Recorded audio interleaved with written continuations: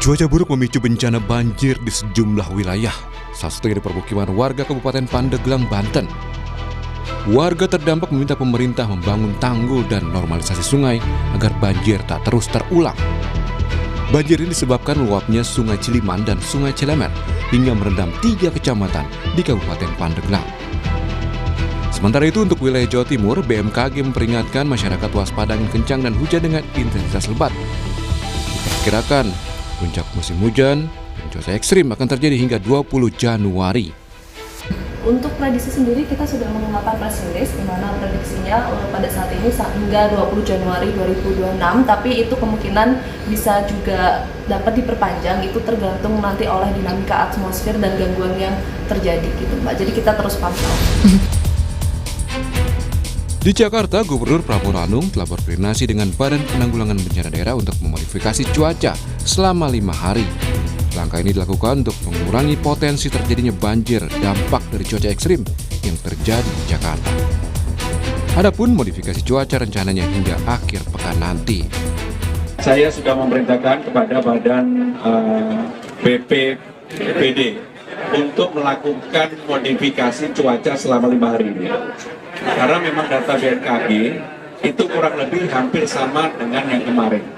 Kemarin pun kalau kita tidak lakukan modifikasi cuaca sebenarnya dampaknya lebih dari yang sekarang ini.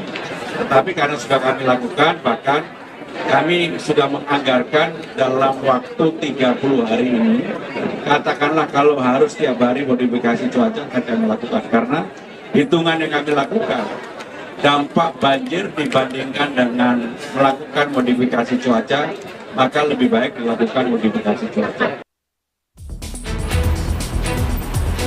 Tak hanya modifikasi cuaca, tapi gerakan bersih-bersih saluran air dan penghubung juga dilakukan sebagai langkah meminimalisasi terjadinya banjir.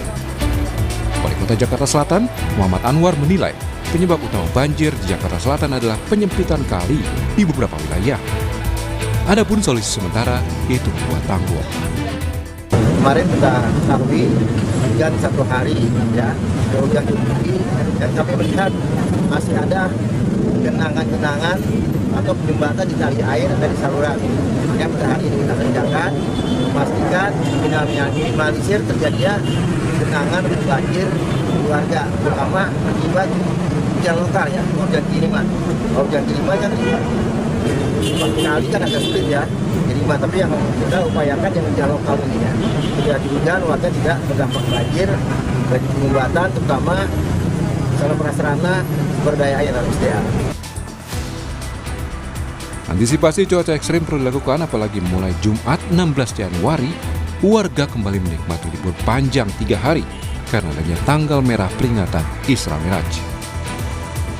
Tim Liputan Kompas TV. Warga akan kembali menikmati libur panjang mulai besok, Saudara, hari Jumat, seiring adanya peringatan Isra Mi'raj yang menjadi hari libur nasional. Namun tentu saja perlu ada antisipasi cuaca ekstrim di saat long weekend besok. Apa saja itu kita akan ulas bersama dengan Deputi Bidang Meteorologi BMKG, Kuswanto, dan juga ada staf khusus Gubernur DKI Jakarta, ada Ciko Hakim. Selamat pagi, Assalamualaikum Bapak-Bapak. Waalaikumsalam warahmatullahi wabarakatuh. Selamat pagi, Disti, Pak Ciko. Iya, saya mau ke Pak Guswanto dulu dari BMKG. Dari BMKG memang sudah mewanti-wanti begitu ya, sudah memperingatkan adanya cuaca ekstrim yang akan terjadi sampai setidaknya di awal Februari. Nah, untuk persiapan long weekend besok nih, Pak Guswanto, apa yang perlu diantisipasi oleh warga khususnya di Jakarta, kemudian sekitarannya, misalkan di long weekend ini di Bogor, Bandung, Yogyakarta, dan juga biasanya juga di beberapa wilayah yang menjadi destinasi wisata, Pak Guswanto. Baik, Adisti. Jadi kami dari BMKG itu memberikan perakiraan bahwa periode cuaca ekstrim ini masih akan berlangsung dalam sepekan ke depan. Artinya dari tanggal 13 yang lalu ini masih berlangsung hingga 19 Januari. Ini cuaca seperti apa? Yaitu utamanya adalah hujan lebat hingga sangat lebat, dan ini hampir meluas seluruh wilayah Indonesia. Tapi khusus untuk DKI Jakarta ini juga masuk dalam satu provinsi yang perlu peningkatan kewaspadaan. Terutama kalau saya melihat ini kan DKI Jakarta itu secara normalnya dasarian normal bahwa puncak hujannya terjadi di dasarian 3 Januari sampai dasarian 1 Februari. Artinya tanggal 21 Januari hingga tanggal 10, paling maju atau mundur sekitar 3 sampai 5 hari ya. Ini yang kemudian saya juga melihat ada fenomena yang saat ini perlu kita cermati dari analisis streamline ataupun angin 3000 feet. Itu kami mendeteksi adanya konvergensi khususnya di atas Banten, kemudian DKI Jabodetabek dan Jawa Barat hingga Jawa Timur. Ini dengan kecepatan yang cukup lumayan yaitu berkisar antara 24 hingga 34 knot ya. Nah, ini juga akan memberikan dampak bahwa daerah-daerah yang saya sebutkan tadi itu akan memiliki potensi angin kencang. Nah, kami juga melihat di sebelah selatan Samudra Hindia ini ada low pressure area, yaitu di selatan Jawa Timur ataupun Bali ya. Ini ada low pressure area yang baru muncul 2 hari yang lalu. Sedangkan di wilayah utara kami memiliki mendeteksi adanya bibit siklon tropis 91S, yaitu di wilayah Maluku Utara ya. Ini juga akan memberikan dampak hujan di sana.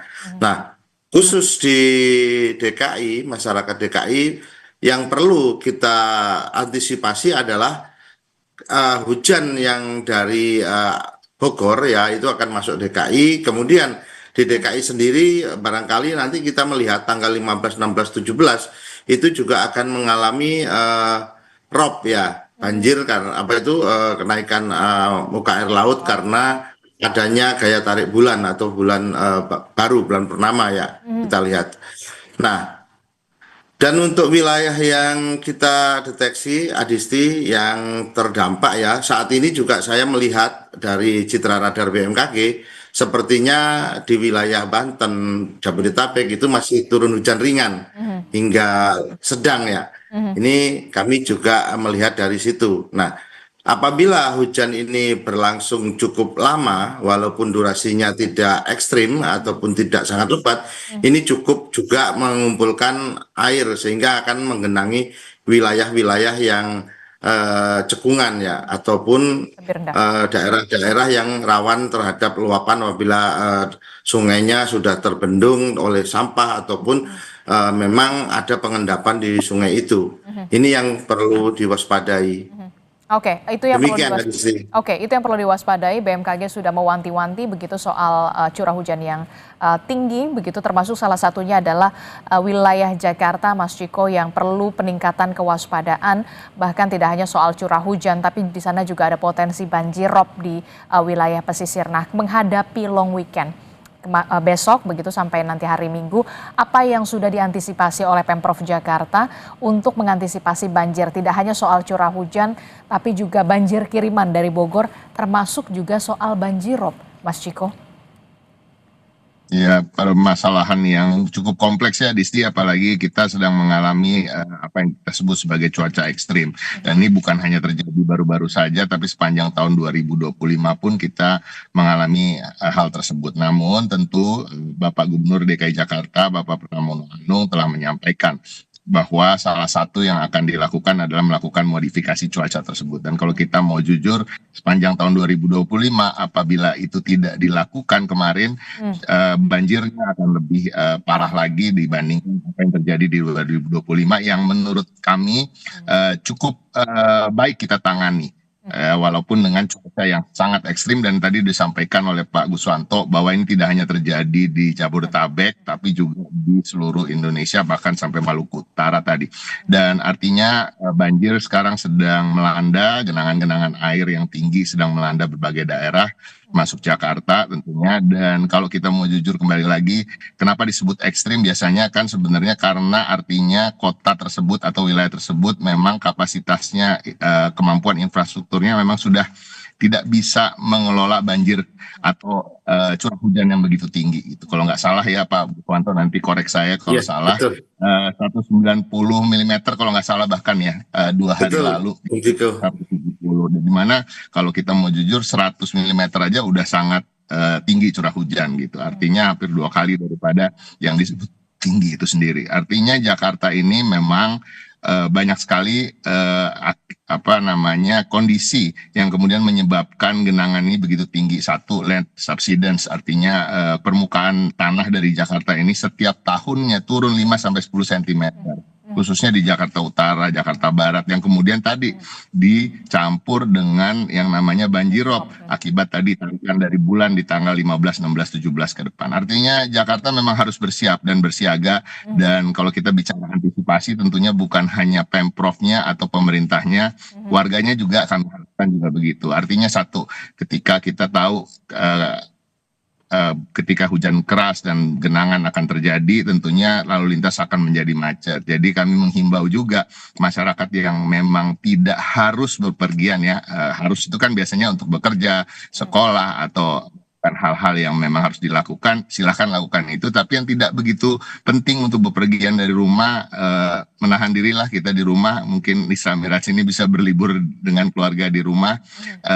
Kemudian untuk juga waspada, karena kita tahu genangan ini juga menimbulkan banyak hal, Disti, yang sangat kita sayangkan. Ada bahkan yang meninggal karena arus listrik dan lain-lain, dan artinya kita juga harus menjaga dari kita. Jadi antisipasi ini dilakukan juga jangan hanya oleh pemerintahnya, tapi oleh warganya yang kemudian mencabut colokan-colokan listrik yang tidak dibutuhkan, dan apalagi ketika terjadi genangan. Jadi banyak sekali yang harapan kita bisa cuaca ini kemudian berangsur membaik, karena BMKG tadi dengan prediksinya yang biasanya kalau nggak salah kan memang bisanya seminggu ke depan ya Pak Guswanto ya. Betul, Kalau bisa begitu untuk cuaca. Iya. ke depan lebih bagus. Cuma kan Iya. ini kenyataannya begitu, artinya kita harus bersiap. Tapi Pemprov DKI Jakarta memastikan melalui apa yang disampaikan oleh Bapak Gubernur bahwa untuk modifikasi cuaca ini bisa sampai 30 hari ke depan, bahkan lebih. Nah, dan anggaran itu telah disiapkan karena tadi dampak akibat banjir yang juga merugikan dalam nilai rupiah itu tidak sebanding, jauh lebih besar dibandingkan biaya yang kita keluarkan untuk modifikasi cuaca. Oke, kalau tadi Anda sebutkan bahwa memang tidak hanya soal tugas dari Pemprov Jakarta saja untuk bisa aware begitu ya, untuk selalu mengingatkan soal bagaimana mitigasi banjir di sana ketika ada curah hujan yang tinggi. Tapi kemudian kan kita melihat juga besok ini long weekend. Biasanya juga kan keluarga membawa serta anak-anak mereka ke ruangan terbuka. Misalkan salah satunya mungkin ke daerah pesisir, ke Ancol, ke Pik, atau kemudian ke Ragunan. Nah, ini apa yang perlu diimbau oleh Pemprov Jakarta ketika memang curah hujan tinggi, apalagi di sana ada ancaman banjirop juga untuk pesisir Jakarta? Sebenarnya begini kan, kita kalau saya adalah orang yang mungkin sebagian dari kita termasuk saya misalnya ketika ingin bepergian gitu pasti melihat ramalan cuaca. Ya kita harus membiasakan untuk menjadi orang yang proper dalam mempersiapkan apa-apa yang akan kita lakukan gitu ya. Kalau di luar negeri kalau nggak salah ya, bahkan ramalan cuaca itu betul-betul dilihat oleh warganya gitu, dan itu menjadi segmen tersendiri, Disti. Kalau di televisi biasanya ramalan cuaca, kita udah lama nih di Jakarta nggak melihat ramalan cuaca menjadi segmen yang cukup panjang gitu. Tapi artinya memang ya kalau memang tetap ingin bepergian ya tentu ya membawa barang-barang yang memang dibutuhkan untuk menghadapi hujan, misalnya jas hujan, payung dan lain-lain. Tapi ya itu tadi, apakah lebih baik memilih pergi ke tempat-tempat yang sifatnya indoor atau outdoor, ya itu menjadi pilihan kita gitu. Jadi mudah-mudahan kembali lagi modifikasi cuaca ini bisa berhasil, tapi kami juga mengingatkan dan kembali koreksi saya kalau salah Pak Guswanto ya, kok modifikasi cuaca itu ketika cuaca sedang ekstrim bukan berarti tiba-tiba bisa panas dan terang benderang gitu langitnya, enggak juga gitu. Artinya hujan yang tadinya bisa keras tanpa modifikasi cuaca, kemudian dilakukan modifikasi cuaca mungkin akan menjadi gerimis dan cuaca akan menjadi agak lebih anomali gitu ya. Kadang-kadang gerimis, kadang-kadang enggak, gitulah kira-kira. Dan tetap harapan kami kita semua bersiap berjaga, dan karena Pak Gubernur juga sudah menginstruksikan pada Dinas Sumber Daya Air, Dinas Gulkarmat, Dinas Pertamanan, yang kemudian tentunya Dinas Perhubungan terkait dengan arus lalu lintas dan lain-lain, untuk semua berjaga, dan seluruh jajaran termasuk pasukan oranye, pasukan warna-warni yang kita miliki untuk berada di lapangan dan memitigasi apabila ada yang perlu dilakukan. Oke, saya tertarik dengan kalimat Pak Pramono yang mengatakan kita sudah menyiapkan anggaran untuk memodifikasi cuaca begitu, daripada kemudian anggarannya jauh lebih besar ketika memang ada penanganan banjir. Ya, saya sepakat soal itu. Tapi saya ingin ke Pak Guswanto. Pak Guswanto, seberapa efektifkah kemudian modifikasi cuaca ini bisa meminimalisasi, tadi disebutkan seharusnya hujannya begitu deras, ternyata kalau memang modifikasi cuaca berhasil begitu ya, ya hujannya ya jadi rintik-rintik lah, nggak begitu deras banget. Nah, seberapa efektifkah kemudian modifikasi cuaca bisa meminimalisasi soal dampak dari banjir ini, Pak Guswanto? Ya, baik Adisti, saya sepakat dengan yang disampaikan Bung Ciko. Ternyata data di kami pun juga sama. Jadi untuk efektivitas modifikasi cuaca itu yang menurunkan dari awan-awan konvektif ya, bukan karena ada badai siklon ya atau siklon tropis, itu khusus modifikasi cuaca saat ini efektivitasnya datanya berkisar antara 25% sampai 35%. Artinya tadi menurunkan intensitasnya secara gradual. Jadi kalau dia modifikasi cuaca hujannya kita prediksi itu lebat, dia akan menurun menjadi sedang. Nah, kalau sedang dia hanya menjadi hujan ringan. Itu yang menjadi kunci dulu pemahaman, karena modifikasi cuaca itu prinsipnya adalah mengurangi intensitas hujan dari ekstrimnya. Namun di sisi yang lain, pada saat kita di musim kemarau, modifikasi cuaca akan bersifat yang lain. Dia diminta untuk menurunkan hujan. Ya, kalau di sini mengurangi yang tadinya hujan tadi itu mungkin potensinya adalah lebat, jadi sedang seperti itu. Itu adalah dua sisi mata uang. Modifikasi cuaca digunakan untuk mengatur pada saat kita bencana hidrometeorologi basah, artinya seperti musim hujan ini kita kurangi. Tapi pada saat musim kemarau tentunya kita menambah curah hujan untuk misalkan mengisi Jadi efektifnya berkisar antara 25 sampai 35%.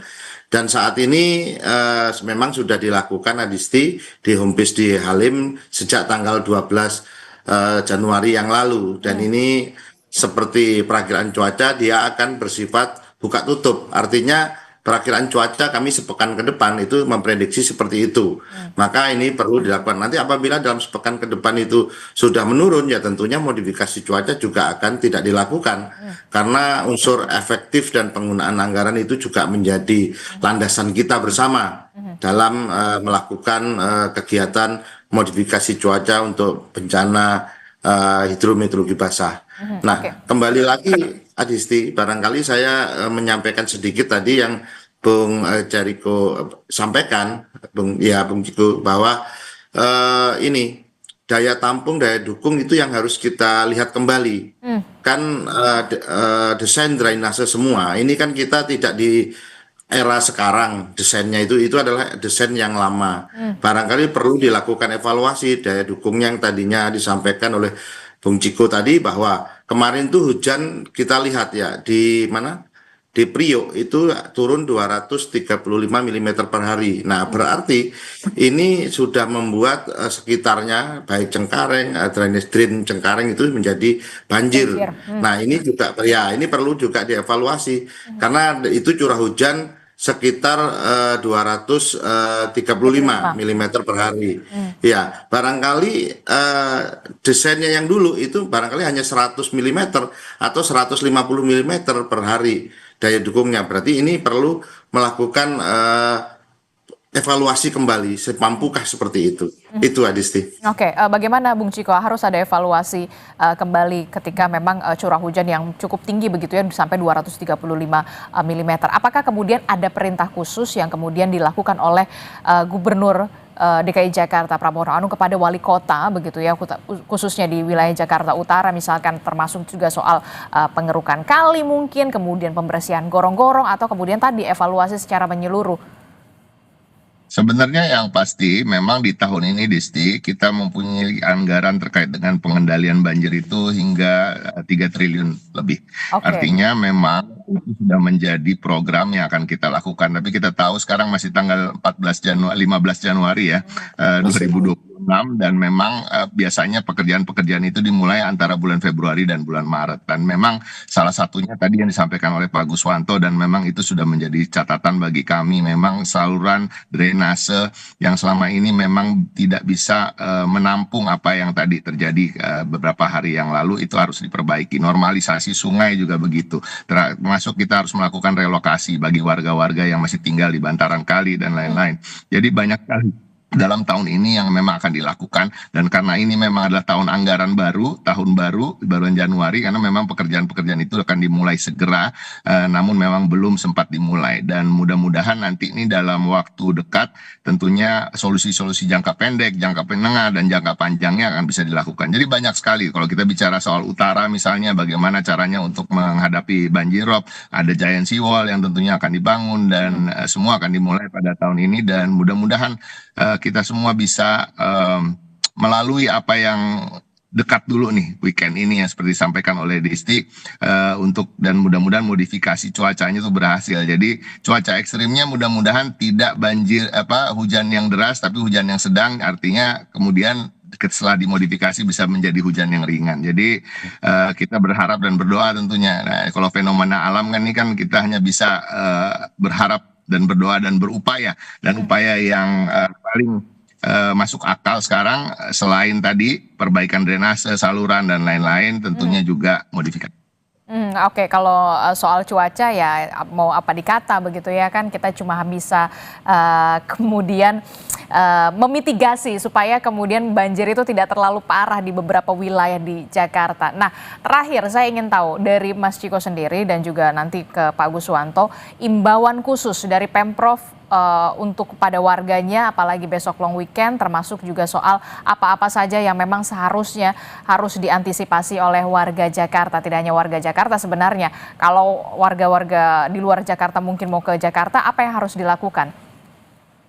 Yang pasti satu, kita harus selalu memantau, kita menghimbau Bapak Gubernur Pramono Anung mengajak masyarakat untuk sama-sama bersikap waspada menghadapi cuaca ini. Satu, lihatlah ramalan cuaca secara berkala yang memang kita sekarang bisa lihat di internet, bisa lihat di mungkin website atau kanal-kanal media sosial BMKG maupun Pemprov Jakarta, dan tentunya curah hujan itu juga bisa dilihat dari linknya Dinas Sumber Daya Air di Instagram dan kanal-kanal medsos lainnya. Itu yang pertama. Yang kedua tentunya ketika kita sudah tahu cuacanya akan seperti apa, ya kita sesuaikan bagaimana jadwal kita, bagaimana tempat-tempat yang akan kita kunjungi untuk kemudian bisa terhindar dari satu, banjir, genangan air, kedua, macet, yang kemudian juga ketiga, kalau kita tahu kan banjir, genangan air juga menimbulkan banyak penyakit. Mari kita jaga juga keluarga kita, anak-anak kita, dan kita berharap supaya cuaca ini akan menjadi lebih baik di minggu depan. Oke, terakhir Pak Guswanto, apa yang menjadi imbauan dari BMKG tidak hanya soal Jakarta, tapi juga biasanya tujuan untuk long weekend ada di Puncak, Bogor, Jawa Barat, kemudian ada di Bandung, dan kalau lebih sedikit ya di Yogyakarta. Baik, Adisti. Jadi ada hal-hal yang perlu diperhatikan. Yang pertama, banjir bandang tanah longsor itu kan terjadi perbukitan atau bantaran sungai. Nah, lokasi-lokasi ini barangkali perlu kita hindari. Jadi hindari wisata alam yang berisiko. Artinya seperti ke pegunungan, kemudian ke air terjun atau sungai yang dimana biasanya kita arung jeram ya. Dan pantai dengan ombak yang tinggi. Saat ini kami juga mendeteksi beberapa area itu gelombangnya juga di atas 2 meter ya. Kemudian ya, setelah menghindari wisata alam yang berisiko, tentunya kita harus memilih wisata yang destinasinya aman ya. Misalkan wisata indoor sambil berolahraga, kita main padel dan lain semuanya, itu kan salah satu juga wisata ya. Ataupun pusat-pusat kota ya, misalkan kita melihat ke museum-museum itu juga adalah wisata-wisata yang aman. Kemudian kita juga harus memperhatikan perakiraan cuaca ya, tadi sepakat, jadi kita harus merubah mindset, tidak mengabaikan bahwa informasi cuaca ya begitu saja, tidak. Jadi ini informasi cuaca kita gunakan untuk kehidupan aktivitas sehari-hari, ini perlu kita lihat. Kemudian kita juga harus memiliki rencana cadangan, artinya jangan memaksakan perjalanan jika hujan sangat lebat dan ada peringatan dini untuk banjir ataupun cuaca ekstrim. Kita hindari, kita pilih tempat-tempat yang lain. Karena saya melihat di beberapa daerah di wilayah-wilayah ini untuk long weekend itu banyak.